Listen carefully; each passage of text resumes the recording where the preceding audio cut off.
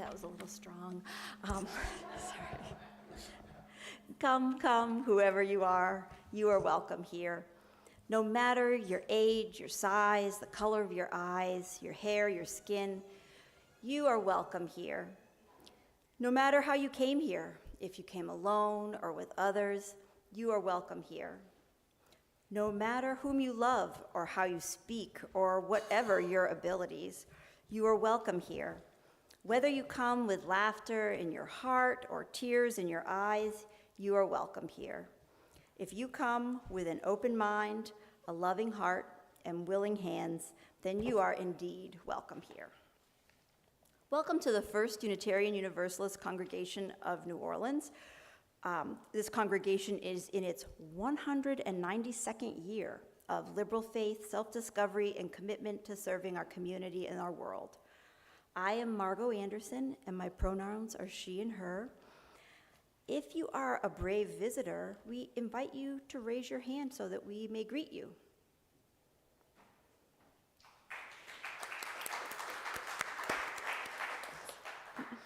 Also, we would like to ensure that everyone in attendance can hear the service in its entirety. If you are unable to hear any of the speakers, please wave your hand, and we will do our best to speak up, move closer to the mic, whatever is needed. We are a lay-led congregation, and on Sunday mornings, we ask you ministers, other religious professionals, leaders from social justice organizations, and our own members to be voices of hope, courage, and spiritual or intellectual transformation from our pulpit.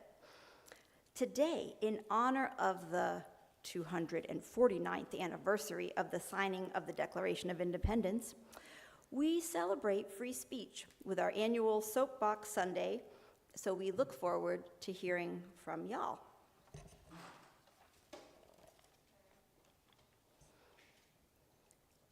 And now, if you'll rise in body or spirit, Beverly will lead us in our chalice lighting.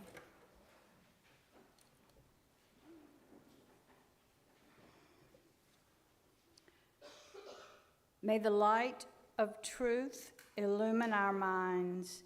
May the spark of love set our hearts on fire. May the flame of freedom burn brightly within us, now and always.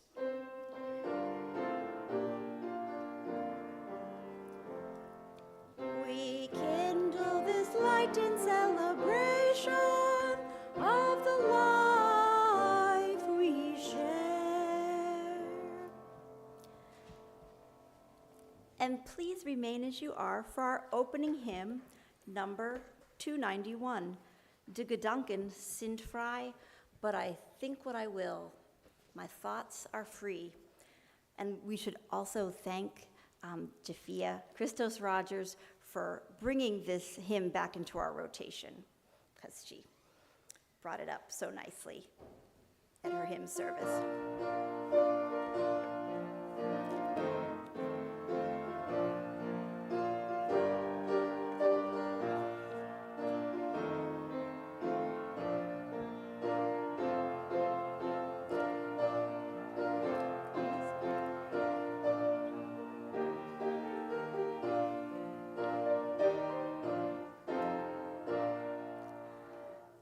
Gedanken sind frei, my thoughts freely flower. Die Gedanken sind frei, my thoughts give me power. No scholar can map them, no hunter can trap them, no one can deny.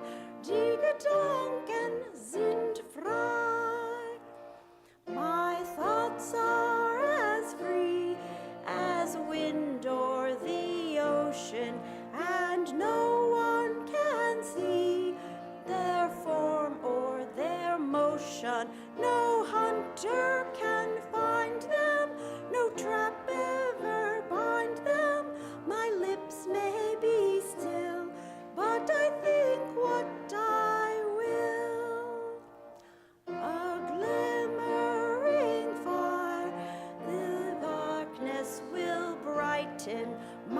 soaring desire.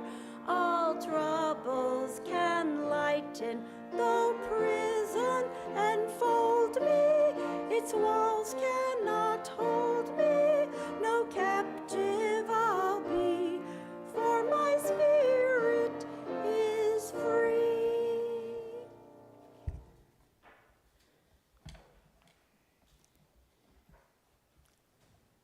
And now we'll invite Tucker Barker to come and share the Time for All Ages.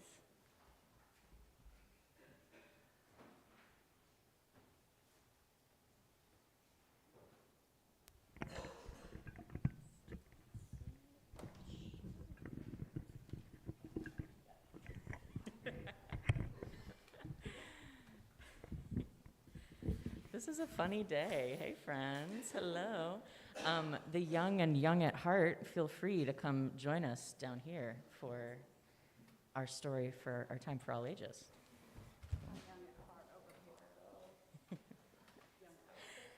Yay. Young and young at heart. Yes, we'd love to see it. Thank you. Okay, this book is called My Voice is a Trumpet.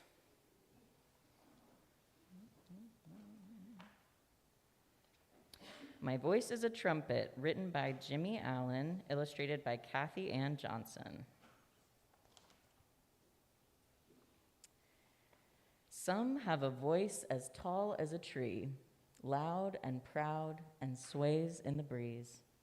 Some have a voice as small as a bee, soft and sweet like kisses of honey.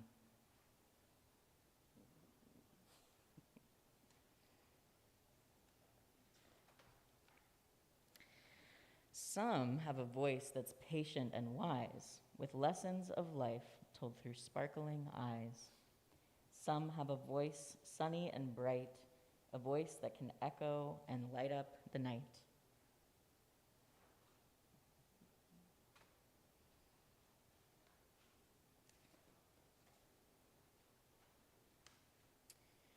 There's a voice that is silent, but still can be heard, with hands that move and speak every word. They're signing. This person's saying, I love you. Then there's a voice that roars like a lion, a big voice that tells you, always keep trying.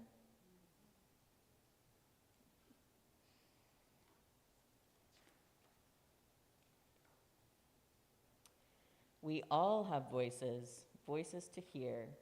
My voice is a trumpet, strong and clear.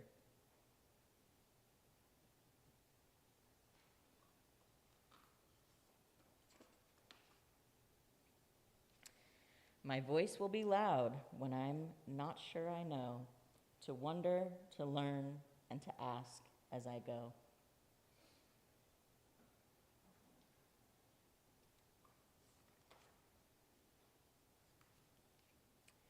I will learn to speak up, to show I am strong, to stand for what's right, and to know what feels wrong.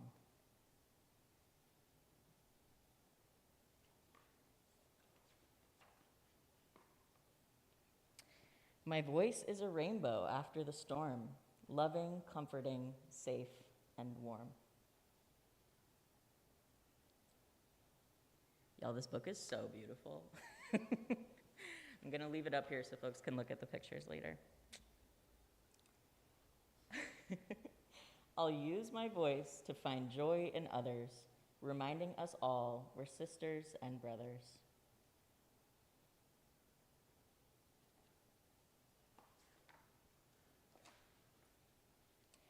I'll say no to hate by using this voice and always choose love, a magical choice.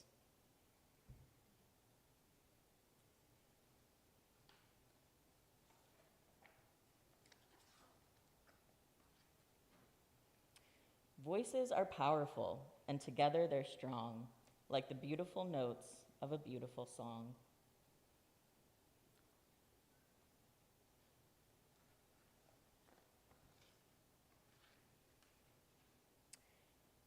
How will you use your voice?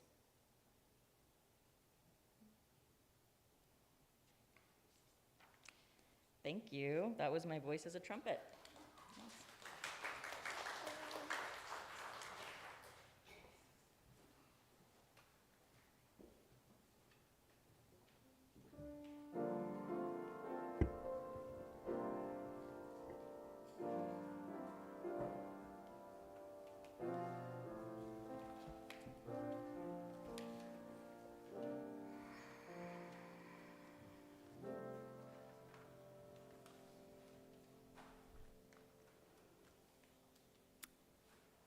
Friends, last week I stood over there and said, the world is heavy with us, and today it's heavier.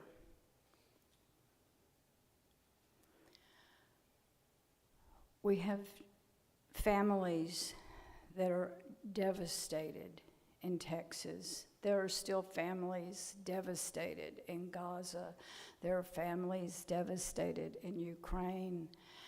And we have a big, ugly bill that down the line is going to cause more devastation. It's hard to speak to these things. But I found a prayer on UUA Worship Web that I think we can hold in our hearts. And it's by Rebecca Ann Parker. And I forgot to mention, we also have several painful anniversaries for this community coming up. So the world is heavy. In the midst of a world marked by tragedy and beauty, there must be those who bear witness against unnecessary destruction, and who, with faith, rise and lead in freedom with grace and power. There must be those who speak honestly and do not avoid seeing what must be seen of sorrow and outrage, of tenderness and wonder. There must be those whose grief troubles the water while their voices sing and speak, refreshed with worlds.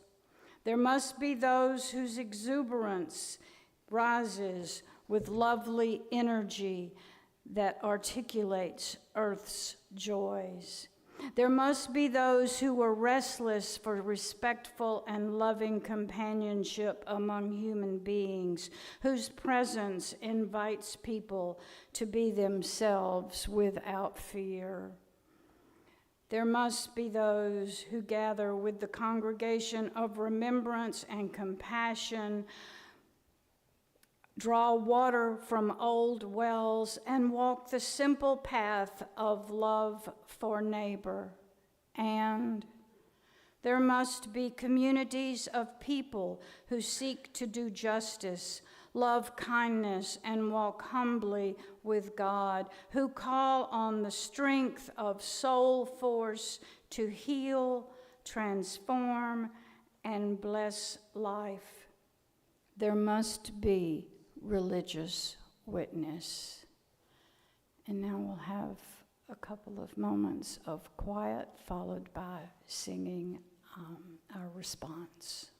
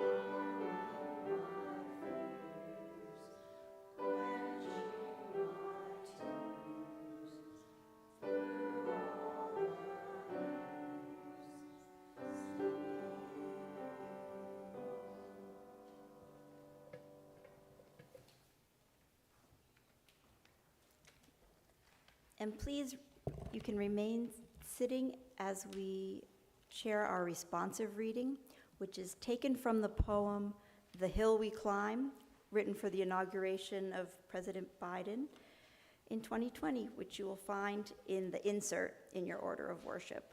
I'll begin if you'll please respond with the text in italics. From "The Hill We Climb." We close the divide because we know to put our future first, we must first put our differences aside.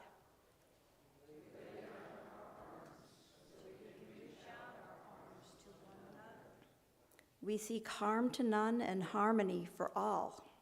Let the Lord, if nothing else, say, this is true. That even as we grieved, we grew. That even as we hurt, we hoped. That even as we tired, we tried. That we'll forever be tied together victorious. Not because we will never again know defeat, and because we will never again sow division. Scripture tells us to envision that everyone shall sit under their own vine and fig tree, and no one shall make them afraid. If we're to live up to our own time, then victory won't lie in the blade, but in all the bridges we've made. That is the promise to create the hill we climb. If only we dare, it's because being American is more than a pride we inherit. It's the path we step into and how we repair.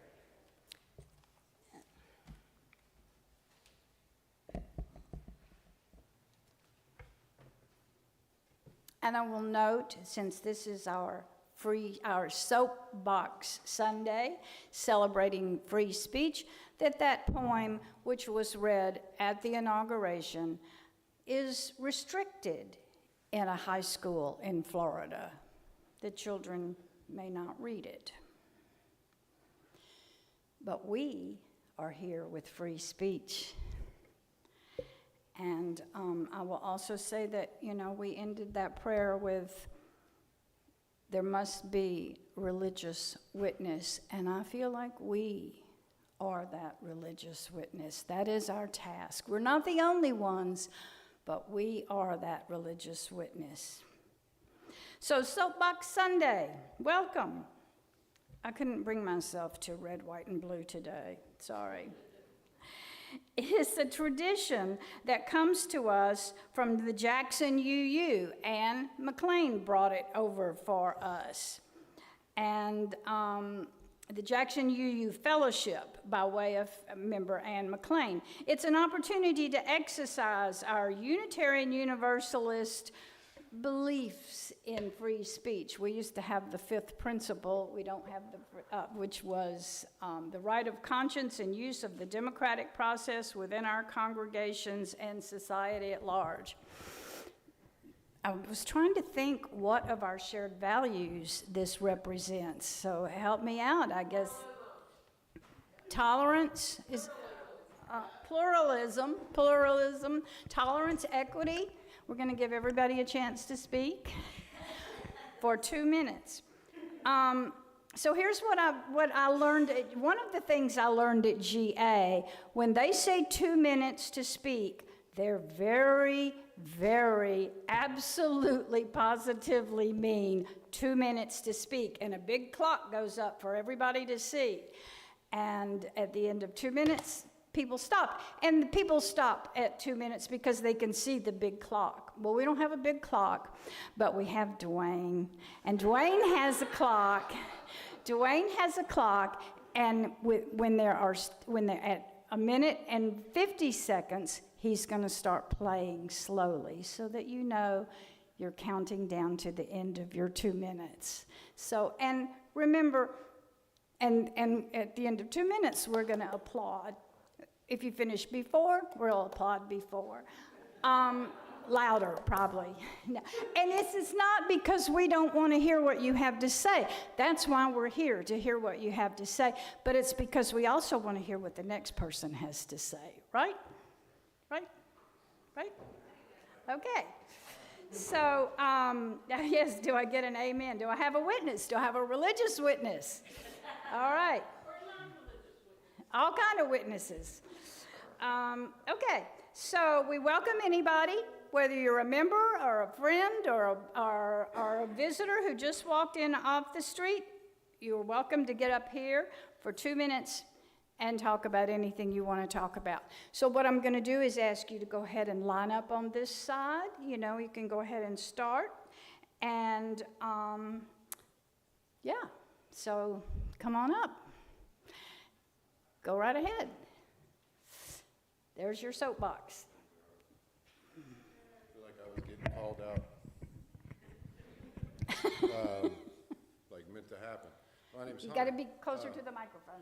My name is Hunter, for those who don't know me. I'm struggling right now. I got a lot going on. My best friend tried to kill himself on Friday, and he's in the psych ward. And I just could use a lot of prayers and hope and any kind of, whatever. Dealing with the family, they're all in Illinois, so I'm the only one here. I know he wants to get better, and they got him all the way in Morgan City, so it's going to be a lot on me. So I'm just trying to stay strong for him and for myself. Yeah, so that's what's going on. Thanks.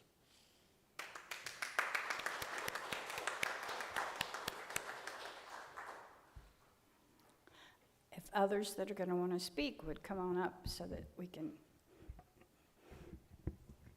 I'm Melanie, and Hunter, I'm sorry. I hope it all works out for you.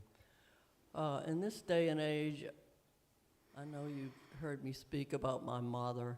My mother was in the wax, her whole family, 2 brothers and a sister, and even her own mother sacrificed their youth to join the wax and the Army and the Navy. And I wonder what they would think in this time.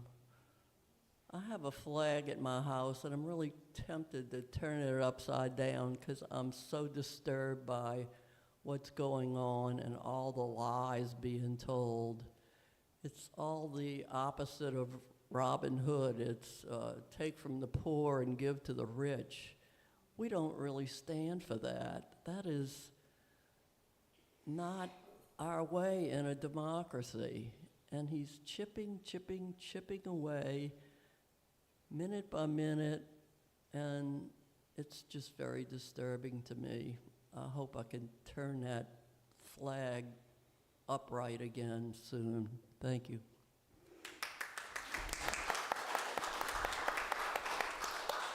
Mel, I just want to say, if you don't want to turn the flag upside down, you could just stand on your head in that shirt.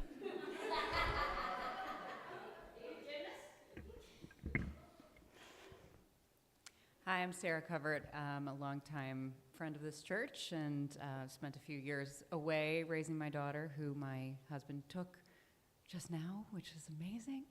I didn't expect to get to actually speak, but what's on my mind is how... Sure. What's on my mind is how difficult it has been... Just come up. Thank you. How difficult it's been to be Jewish, of Jewish origin in a liberal community right now. Yeah, because I do not agree with the atrocities happening to Palestinians. However, I know the long history of the Jewish people and how often there have been attempts to exterminate Jews. So my belief is that Israel was created in order to try to prevent that from happening again. And so I have just struggled so much because I feel like the only other people I can talk to right now about this issue are other liberal Jews, because everyone else has a very strong opinion. And those of us who sit at the center of this issue feel very isolated. So on a soapbox Sunday, it felt like a good time to say that out loud. I also struggle because I tend to be always sitting in liminal space. It's kind of my talent. And I flock to liberal religion because liberals are usually better at listening. But sometimes I find that we don't listen. We just assume evil. So that's what I asked for today. Thanks.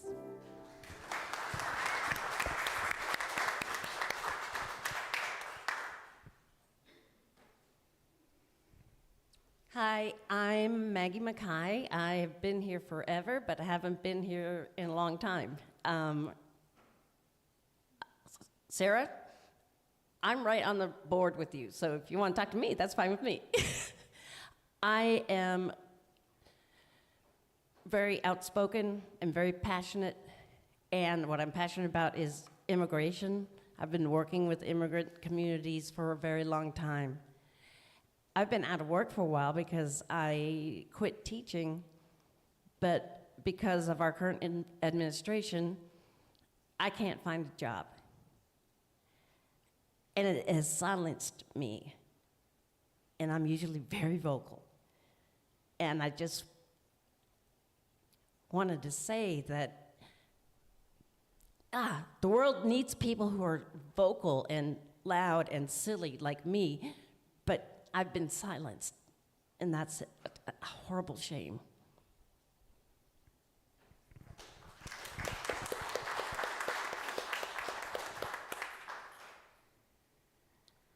I guess I have 3 comments. And the first one was inspired by Sarah, who reminded me that my consciousness was raised about the situation with the Palestinians by liberal Jewish housemates of mine back in the 1970s. And it's been an emotional part of my, anyway.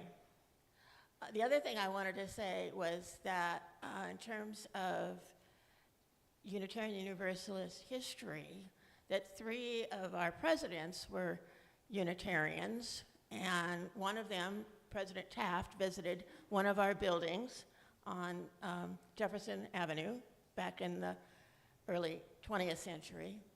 The other 2, of course, were John Adams and John Quincy Adams.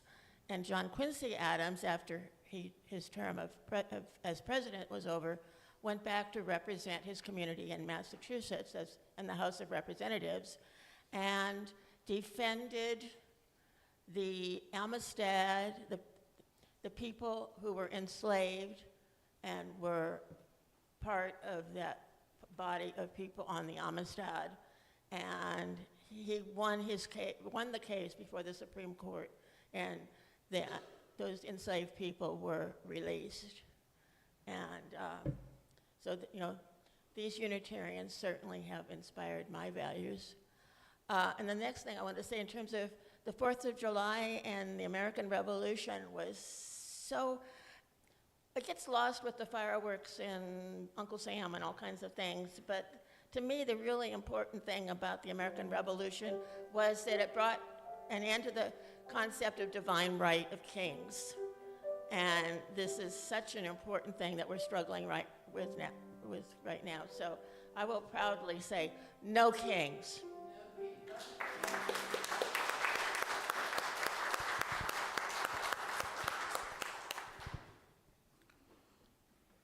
So I'm going to do something a little different. The last time I was able to stand up here, was in our old sanctuary. Actually, it was in the cafeteria. But it was to argue that the garbage collectors are the hardest working people, at least amongst the hardest working people in this city, and to remember them. Today, I want to talk about something a little different, and that's theater.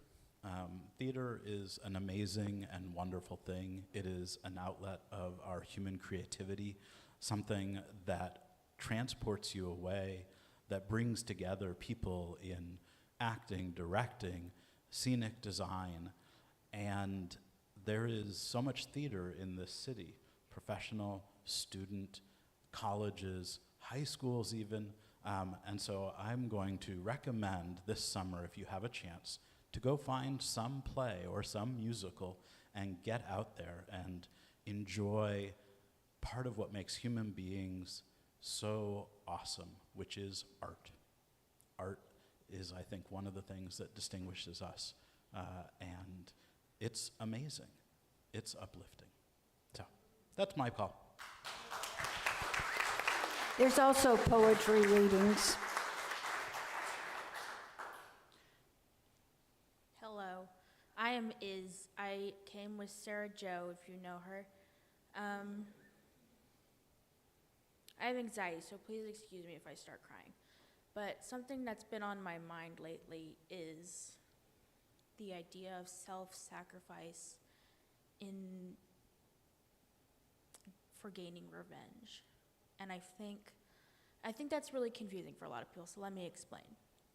Because I saw some faces in the crowd that were like, what are you talking about? Basically, just ruining yourself emotionally to gain something that will help other people. And I think, or maybe to get back at someone who hurt you, or a system that hurt you. And I've been thinking about this a lot because I've been thinking about doing it. I've been thinking about becoming the villain to save other people. And I think that it's not something you should do because I've done it before. And I think it's best if you approach horrible things and horrible people with love, because my dad always says, that's just one thing that they did to you. You don't know them. And it's really difficult to respect people. And respect doesn't always mean that you have to like them, you know? Or that you have to agree with what they did. But just know that no matter what, always, always go forward with love in your heart and love in your mind. And that's all I have.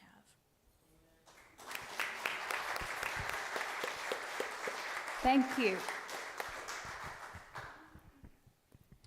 I just wanted to say that I want us all to have a prayer for all my fellow servicemen on this 4th of July and those I lost in Vietnam. On a happier note, I'd like to say happy birthday to my dear, incredible husband. Today is his birthday.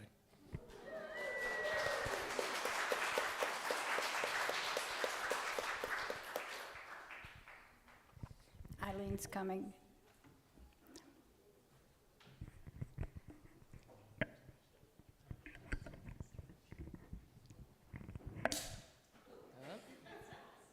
Oops. I'm Eileen Weisinger. I have laryngitis right now, so funny soapbox. And I wasn't going to come up and say anything, but the thing that just kept ringing out is that in some way, silence is complicity. And I just wanted to say the thing that's just bouncing with me, none of this is okay. It's just not okay. And that's most important to say through whatever crackles of my voice. And I hope to see more things organized and be part of that organization throughout New Orleans to try and make some difference and change. And I love that message of love. Love is in there somewhere. I don't speak eloquently about it, but it's got to be at the source of all of this. Yeah. Thank you.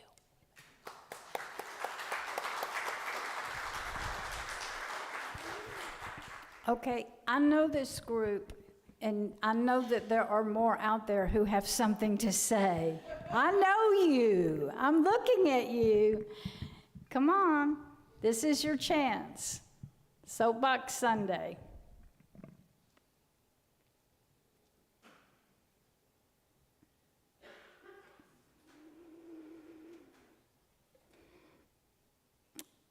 Okay. Up, up. Come on, Bill. Come on. I knew there was somebody else that had something to say. And there's still time after Bill. There are two things I want to say. These days, we have to kind of forget about emotion. If we want to deal in love, for example, we have to remember that love, what it boils down to is interdependence and everything that entails.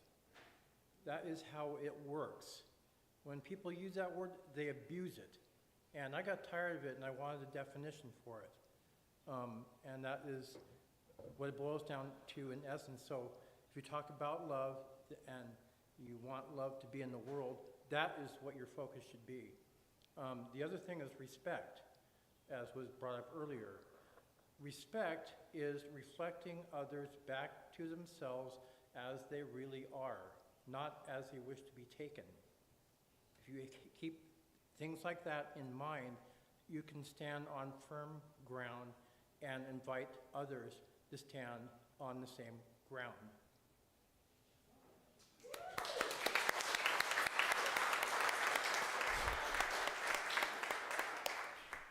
Does that inspire anyone else to speak? Up.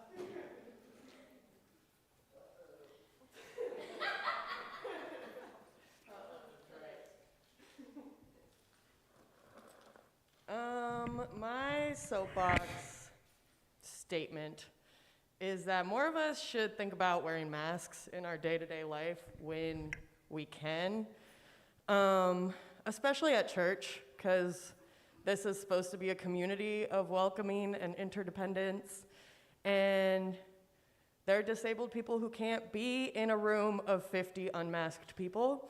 I've gotten COVID at church before. I've come to church and then like the next day tested positive for COVID and been like, oh my God, who did I give COVID to? Are they gonna be dead because of me? It's all a lot. And COVID ruins people's lives. It's ruined my life. And I know some people can't like read with their glasses and wear a mask or whatever, but that's not everyone all the time. So think about wearing a mask when you come to church. Think about wearing a mask when you go to the grocery store, because people have to buy groceries who are also disabled. And other public places, just think about it. It's not that hard. Okay, thank you. Love y'all.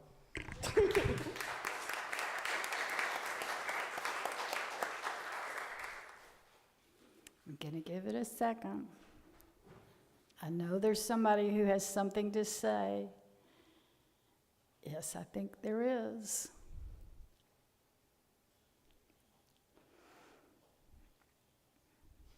There's somebody coming for those of you who aren't looking.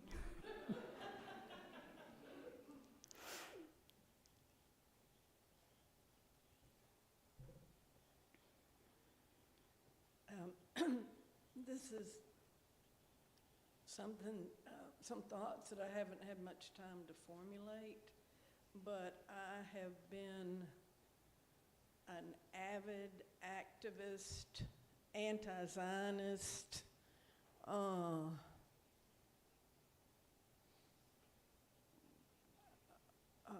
Palestinian activist for some time now, and Sarah, your thoughts and expressions to me this morning are making me think that my perspective on this, although we may have disagreements about, why Israel established the state where it did, I honor you so much, and so I have to think more about my hardline position, and I appreciate that.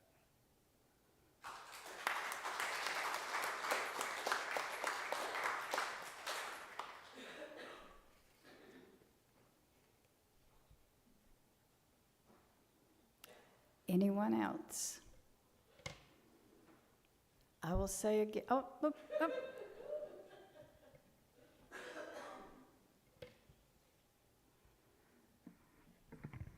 Hey, y'all. Hi. Good morning.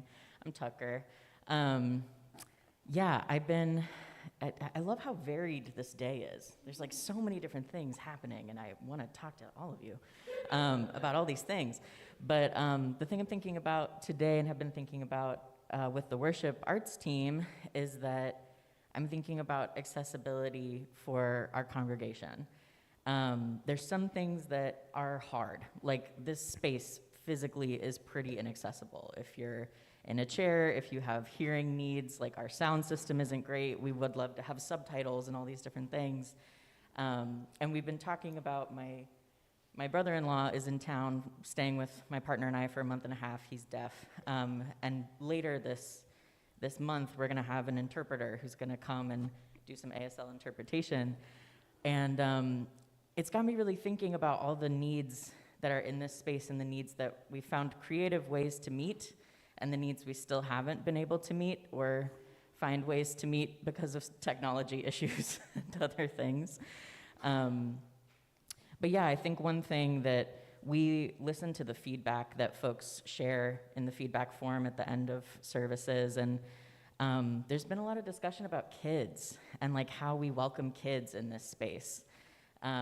And sometimes kids are loud, sometimes kids are chilling, sometimes kids are really right here, you know what I mean? Young adults, young people have like so many different needs and ways of showing up. But what I'm thinking about in this moment is that interdependence bill, like that care is something that I want us all to continue extending to people of all ages and abilities in this space. Like I know that if Baby's Aid was here and was running to the back door, I know someone would like stop and close that door, right? Like we can all be a part of that care. And that's really exciting to me. So I love y'all. Thank you.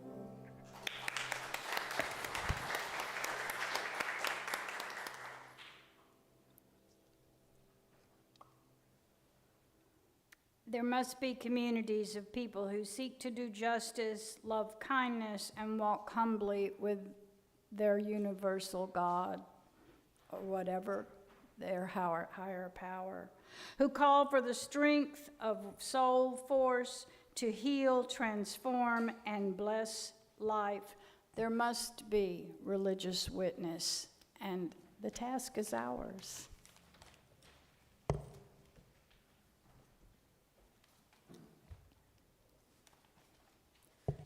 The UU's generosity is one of our shared values. As UUs, we agree to cultivate a spirit of gratitude and hope. We understand that generosity is a spiritual discipline that connects us to one another in relationships of interdependence and mutuality.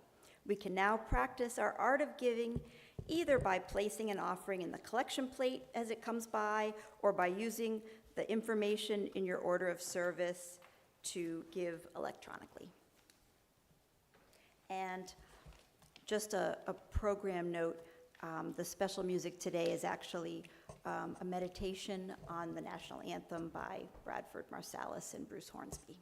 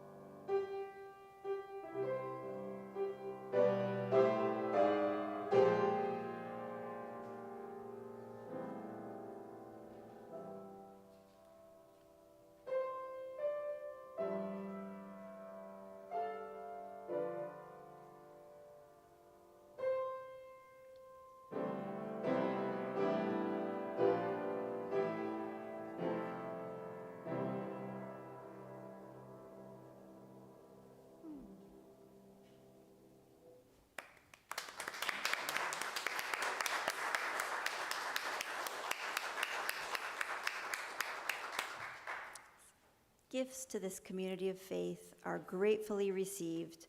Let us acknowledge these gifts by reading together the words in your order of service. This gift from the abundance of my life blesses me, our ministries, and the world. Giving in the offering plate and pledging are part of how we steward this congregation, but there are countless other ways to serve, build community, and share our love with the rest of the city. Here are a few opportunities coming up. Next Saturday's Gillespie Center Memorial Breakfast will highlight speakers from Union Migrante, and the presentation will be in English and Spanish. The coffee starts at 10:45, and at 11 there'll be introductions and then the keynote presentation, and it wraps up with progressive community announcements at noon. You can contact Brad Ott for more information, and that's held now right in the Memorial Hall back at Rain, so you can come in from Pitt Street. That's probably the best way to get there. We're also excited to host here in the chapel on Tuesday night a movie called Vacation Plantation that Joe and Joy Banner had shown out at Woodlands Plantation a few months ago, and we had actually gone to see it. It really was a very eye-opening and interesting film. But after the film, there's going to be a panel discussion, so you really won't want to miss that. And that is Tuesday at... Thank you. Thank you very much. And now if we could ask Linda Wren, she was going to come forward with a spotlight announcement.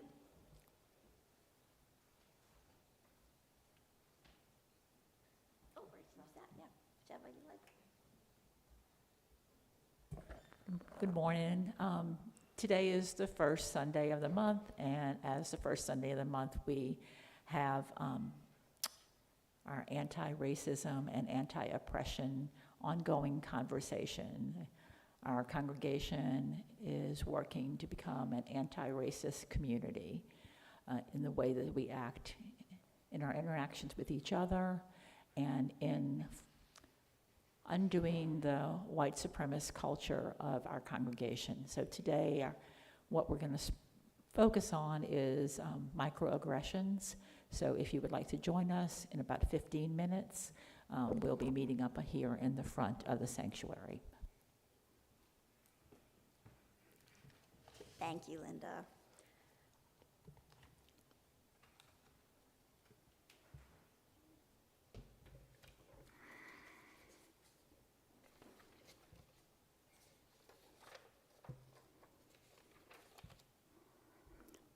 Now, if you will turn to your order of worship and read with me, those of you who don't already know it, our chalice extinguishing, if you will rise in body or spirit. We extinguish this flame, but not the light of truth, the warmth of community, or the fire of commitment. These we will carry to our hearts until we are together again. And we appreciate the sparklies, Margot. And please remain as you are for our closing hymn, 163 in your gray hymnal, For the Earth Forever Turning.